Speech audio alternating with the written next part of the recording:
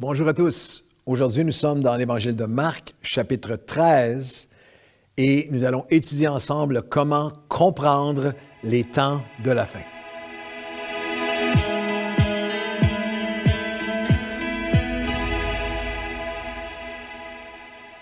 Bon matin et bienvenue à votre café matinal.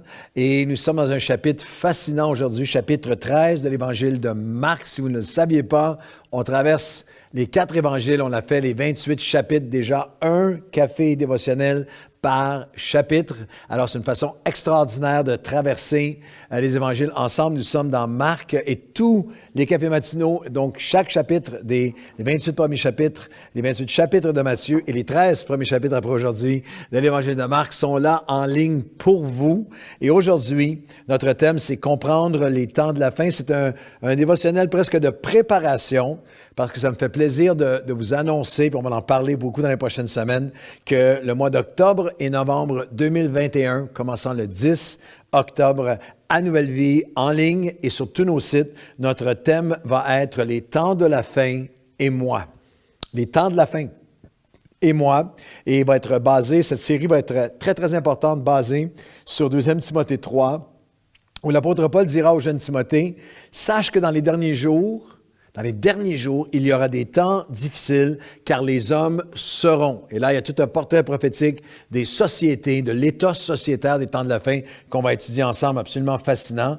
Mais sache que dans les derniers jours, les hommes seront, mais toi, Timothée, sois. Alors, on va regarder ensemble à ce que nous sommes appelés à être dans les temps de la fin. C'est pour ça qu'on appelle la série, la série va s'intituler « Les temps de la fin et moi ». Alors, ne manquez pas ça, octobre et novembre. Mais aujourd'hui, c'est un message préparatoire. Et peut-être que quelqu'un dirait, pourquoi une telle série? Pourquoi passer, on va faire 8 ou 9 semaines sur les temps de la fin, sur tous les écrits apocalyptiques, prophétiques, eschatologiques. Pourquoi une telle série? Parce que c'est important pour nous tous. Ce n'est pas seulement pour une élite ou pour ceux qui ont un petit groupe dans le corps de Christ que ça intéresse. On va regarder Marc chapitre 13 et j'ai trouvé quelque chose de fascinant, d'intéressant dans Marc 13, verset 1, lorsque Jésus sortit du temple, un de ses disciples lui dit, « Maître, regarde ces pierres, ces constructions. » Jésus lui répondit, « Vois-tu, ces grandes constructions, il n'en restera même pas pierre sur pierre qui ne soit renversée. » Alors il s'assit sur la montagne des Oliviers en face du temple et Pierre, Jacques et Jean et André lui firent en particulier cette question, « Dis-nous, quand cela arrivera-t-il et à quel signe connaîtra-t-on que ces choses vont s'accomplir? » Et Jésus, la première chose qu'il dit, c'est, il se met à leur dire, « Prenez garde que personne ne vous séduise. » C'est intéressant parce qu'il y a Pierre, Jean et Jacques, les trois qui, à chaque fois que Jésus s'apprêtait à faire quelque chose de très particulier, souvent, ces trois-là ont vécu des choses que les 9 autres n'ont pas vécues. Ils étaient là au moment de la transfiguration, Pierre, Jean et Jacques. Ils étaient là lors de la résurrection de la fille de Jairus ou à Gethsémanie. Mais vous avez remarqué que Jacques, maintenant, est là, qu'il est entré, que Jacques fait partie de la demande de cette conversation dis-nous à quel signe connaîtra-t-on toutes ces choses qui vont s'accomplir. Et le chapitre entier est une description des signes des temps de la fin qu'on va étudier en octobre et novembre et se termine avec ces mots, c'est pour tous. Pourquoi une telle série, pourquoi une telle emphase? Le verset 36 et 37 de Marc 13. Craignez, afin qu'il ne vous trouve endormi lors de son retour et son arrivée soudaine. Ce que je vous dis, je le dis à tous. Veillez. Alors ce message, le chapitre entier de Marc se termine avec cet appel qui est pour tous, comme André. Jésus, c'est pas pour Pierre, Jean-Jacques seulement, pour un élite qui s'intéresse à ça. Non, c'est pour toi et pour moi. Nous appelle comme André à venir écouter, entendre l'enseignement de Jésus sur les temps de la fin. C'est pour toi, c'est pour moi, c'est pour nous tous. C'est tellement important. Et aujourd'hui, on va répondre un peu à la question et essayer de un peu grandir sur quelle est la meilleure façon d'étudier les textes eschatologiques. les textes prophétiques de Marc chapitre 13 le livre de Daniel, le prophète Daniel ou l'Apocalypse, bien sûr. On va regarder à deux pensées importantes, deux étapes importantes aujourd'hui. Les pièges à éviter, les pièges et les erreurs à éviter dans l'interprétation des textes bibliques qui sont eschatologiques et la préparation pour bien entendre ce que l'Esprit et les Écritures veulent nous enseigner. Eschatologie, c'est simplement la science, la portion de la théologie des temps à venir, des temps de la fin. Alors, les pièges à éviter, dans l'Évangile de Marc, chapitre 13, plusieurs fois, il dira, prenez garde à vous-même, que personne ne vous séduise. Soyez sur vos gardes. Le verset 28, instruisez-vous. Alors, je vais vous donner 5 pièges à éviter lorsque vous lisez ou étudiez ou écoutez des messages sur l'Apocalypse ou sur les temps de la fin, les signes de la fin des temps. Le premier piège, première erreur, c'est de faire de chaque événement dans l'actualité présente un signe des temps de la fin. Marc chapitre 13, par exemple, nous parle de guerre, de bruit de guerre, de nation contre nation, de tremblement de terre, de famine, de persécution des chrétiens simultanément. Eh bien, ces signes ont été présents depuis 2000 ans, ont été présents dans chaque siècle de l'histoire. Et dans chaque siècle de l'histoire, depuis 2000 ans, des chrétiens les ont interprétés comme étant leurs signes de la fin.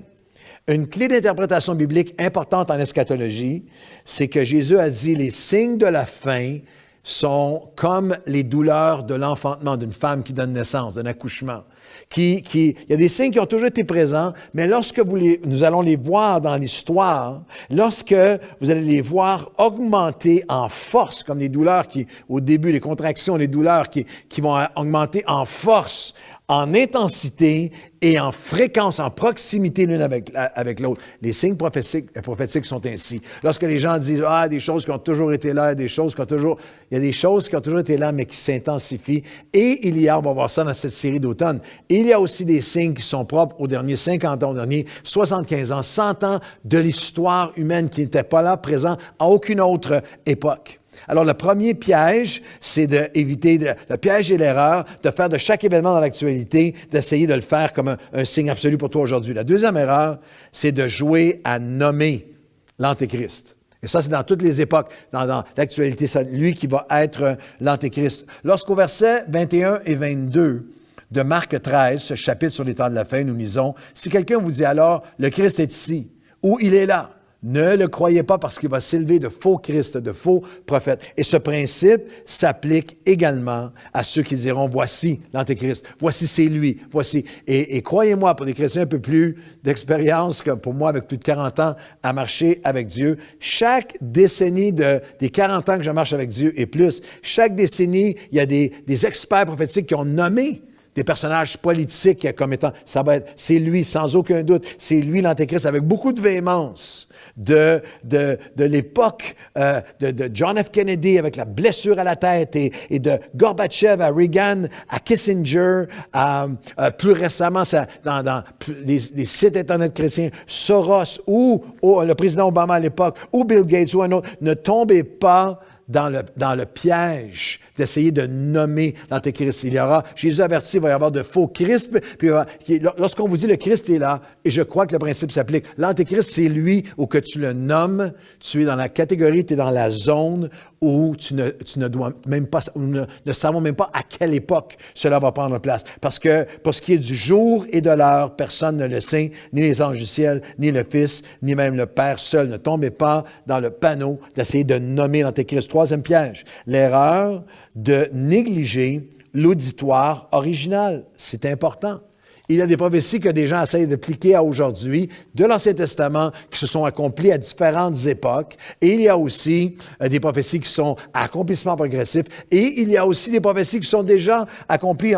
Dans Marc 13, par exemple, ce qui a provoqué la question, c'est le verset 1 et 2 qu'on a lu. Jésus sorti du temple et un de ses disciples lui dit, « Maître, regarde quelle pierre et quelle construction parlant du temple. » Jésus lui répondit, « Vois-tu ces grandes constructions? Il ne restera pas pierre qu'elle soit renversée. » Il y avait des prophéties, Jésus est en train d'annoncer une prophétie, certaines prophéties de l'Ancien Testament, du Nouveau Testament, et même des enseignements de Jésus ont eu et ont leur accomplissement, même à l'époque de Jésus, dans les 70 ans qui ont suivi les évangiles, et non au 21e siècle. On parle ici, par exemple, du temps de la destruction du temple de Jérusalem en l'an 70 après Jésus-Christ, sous le règne de Titus. Ce n'étaient pas des prophéties pour le 21e siècle. Alors, il y a un besoin de se rappeler. J'aime beaucoup cette parole de C.S. Lewis qui adresse l'erreur, le piège de date précise ou le piège d'oublier l'auditoire original. C.S. Lewis a dit, précisément parce que nous ne pouvons pas prédire le moment exact, nous devons être prêts à tout moment. Et ça amène au troisième, l'erreur suivante. La quatrième erreur, c'est l'erreur, le piège des dates précises sur le retour de Christ. À chaque époque. Encore, il y a quelques années, j'étais assis avec un chrétien que j'estime énormément et qui avait vu des douzaines d'heures à la télé d'un prédicateur qui prédisait, c'était pour l'an, je pense que c'était 2018 ou 2019, et après un certain nombre d'années, à différentes décennies, lorsque j'étais jeune chrétien, le best-seller en 1988 était Les 88 raisons pourquoi Jésus revient en 88. Et croyez-moi que les ventes ont beaucoup baissé de ce livre en 89. Alors, il y a un piège terrible d'essayer de nommer, d'avoir la date précise. Jésus, 5 fois dans l'Évangile de Matthieu, dira, personne ne connaît. Vous ne connaîtrez pas, ce n'est pas à vous de connaître les dates. Vous avez à vivre et à être prêt aujourd'hui. Et la 5e piège, c'est le piège d'une surestimation d'une nation se plaçant au cœur de la prophétie. D'essayer de dire, ça c'est Gog et Magog, et ça c'est les États-Unis, et ça c'est là. Et nos amis américains ont parfois cette tendance de se placer comme au centre de toutes les prophéties. La parole de Dieu dit qu'il y a des nations significatives. On va expliquer pourquoi, comme Israël, il y a une nation particulière qui est Israël. Mais que les nations du monde, à travers l'histoire, sont comme des gouttes dans une chaudière. Dans un seau de toute l'histoire humaine. Alors, il y a ces erreurs qui sont à éviter pour bien interpréter les écrits prophétiques. Et la deuxième notion, en terminant aujourd'hui, c'est non seulement les pièges et erreurs, mais la préparation pour entendre ce que l'Esprit et les Écritures veulent nous enseigner. Je vais vous donner juste 2 principes de base très simples. Si vous voulez comprendre la seconde venue de Jésus, les enseignements sur la seconde venue de Jésus, et bien interpréter les Écritures apocalyptiques ou les Écritures eschatologiques, prophétiques, vous devez être un étudiant assidu à connaître et à pratiquer tout ce que la Bible enseigne sur la première venue de Jésus. Dans notre texte de Marc, chapitre 13, et au verset 6, « Plusieurs viendront sous mon nom en disant « C'est moi » et ils séduiront beaucoup de gens. » Et au verset 27, « Il s'élèvera de faux Christ et de faux prophètes. » Il y aura, dans les temps de la fin, différentes versions de qui est Christ, différentes versions de fausses, inspirées même par l'ennemi et par l'ignorance et par la chair. Il y aura différentes versions de faux Christ. Il y aura aussi des chrétiens qui seront focalisés sur toutes sortes de signes de la fin, mais ignorent le message de la première venue de Christ, tellement absorbés, obsédés par la seconde venue, qu'ils ne connaissent même pas le message de la première venue, qu'ils ignorent le message fondamental de Christ à sa première venue. Il y a plein de chrétiens en ce moment qui sont focalisés sur les temps de la fin et qui n'agissent même pas comme des chrétiens, qui ignorent, méprisent et sont non seulement en confusion, mais en contradiction avec certains des enseignements les plus fondamentaux de la première venue de Jésus. Aime Dieu, aime ton prochain, aime l'Église, aime les pauvres. L'enseignement de Christ fondamental. Il y a plus de 300 versets dans l'Ancien Testament qui se sont accomplis prophétiquement dans la première venue de Jésus sur terre. Alors, attention, lorsque je vois des chrétiens qui sont haineux, qui ont des tendances racistes, qui sont en attaque, en mépris, en colère, aussi en arrogance et qui sont en contradiction avec l'enseignement de la première venue de Christ, son enseignement comme Messie sur terre, alors qu'il prétend pouvoir interpréter sa seconde venue. C'est une des plus grandes clés pour bien interpréter la deuxième venue, l'enseignement de la deuxième venue de Christ. C'est imprègne-toi et cherche à vivre et à connaître et à être fondé sur l'enseignement de sa première venue. Et deuxièmement, approchez-vous de Jésus en prière. C'est une recherche perpétuelle du cœur de Dieu. Dans Marc, chapitre 13, au verset 32, pour ce qui est du jour et de l'heure, personne ne le sait, ni les anges dans le ciel, ni le Fils, mais le Père seul. Mais vous, prenez garde, veillez et priez. Au verset 35, au verset 36, il dira même, craignez qu'il ne vous trouve endormis en son arrivée soudaine. C'est ce que je vous dis à tous, veillez. Nous ne sommes pas appelés à craindre les signes des temps, à craindre les événements de la fin. Nous avons la victoire, chaque événement nous rapproche d'être réunis avec notre Seigneur, notre Sauveur. Nous ne sommes pas appelés à craindre les signes des temps de la fin. Nous sommes appelés par Jésus, avertis à craindre d'être endormis spirituellement dans les temps de la fin. Et nous avons besoin de nous rappeler que c'est lorsque Daniel recherchait la face de Dieu, en prière, en jeûne et en prière, que les sceaux lui ont été ouverts, le panorama prophétique. Que Jean, sur l'île de Patmos, je servais avec persévérance, mais j'étais dans l'esprit le jour du Seigneur, lorsque la révélation s'est ouverte. Nous ne sommes pas appelés de craindre les temps de la fin, mais de craindre d'être endormis spirituellement lorsque les temps de la fin seront sur nous. Proverbe 2, chapitre 2 à 5, si tu rends ton oreille attentive à la sagesse et si tu inclines ton cœur vers la connaissance, si tu la cherches et la poursuis comme un trésor, alors tu comprendras la crainte de l'Éternel et tu trouveras la connaissance de Dieu.